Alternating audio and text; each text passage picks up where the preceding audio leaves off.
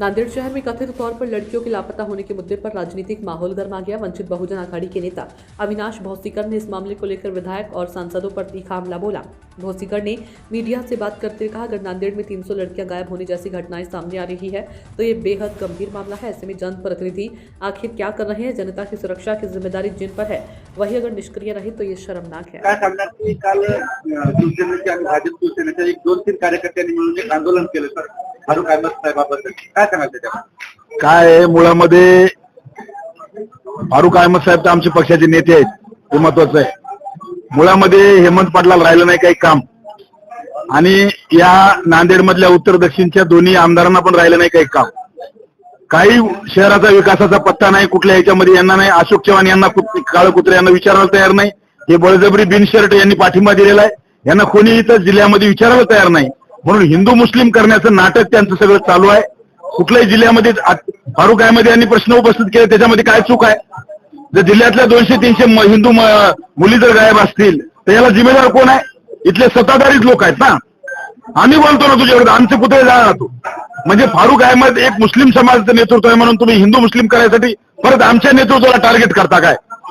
वंचित बहुजन आघाडीमध्ये सर्व जाती, सर्व पक्ष, सर्व समाजाचे, धर्माचे लोक आहेत आणि एखादा प्रश्न एखाद्या आमच्या सहकार्याने उपस्थित केला असेल तर त्यांच्याकडे हिंदू मुस्लिम अँगलला जर तुम्ही नाटक करत असाल तर वंचित बहुजन आघाडीमध्ये आम्ही सुद्धा आहोत.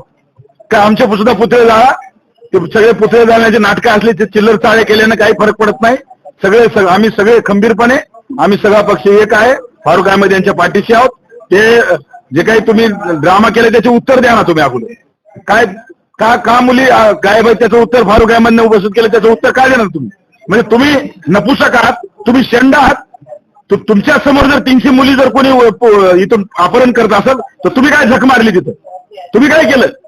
तुम्ही सगळ्याच्या आतापर्यंत का नाही, म्हणजे तुम्ही मुगळून गप्पा काढत होता आतापर्यंत? तुम्हाला विधानसभेत प्रश्न आतापर्यंत का नाही मांडला तुम्ही?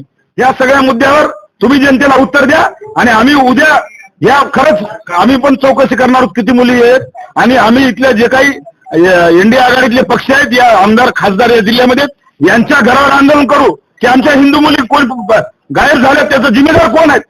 स्वतःला हिंदू म्हणून घेणारा गोपछडे काय करतोय? अशोक चव्हाण काय करतोय? बोंडारकर काय करतोय? कल्याणकर काय करतोय? हेमंत पाटील तुम्ही काय खोटे खेळता? हे सगळे तुम्ही चित्र स्पष्ट करा आणि आम्ही निश्चित हिंदू बांधवांना घेऊन तुमच्या घरावर मोर्चा काढायला येणार आहोत. त्यांच्याकडे पुरावे असतील तर त्यांना पुरावे सादर करा ना. मीडियामध्ये आरोप लावतात. त्यांच्याकडे पुरावे आहेत ना, आम्हाला द्या ना. मग आम्ही स्वतः चौकशी करणार आहोत. खरंच ज्या पद्धतीनं सगळे हे जे काही खरंच असं असेल ना तर या जे काही गेली 14 वर्ष 15 वर्षापासून या भाजप सेनेचं सरकार आहे आणि या नपुसक सरकार जे हिंदूंच्या मुलींचं संरक्षण करू नाही शकत नाही, आम्ही त्यांच्या विरुद्ध मोर्चा काढणार आहोत.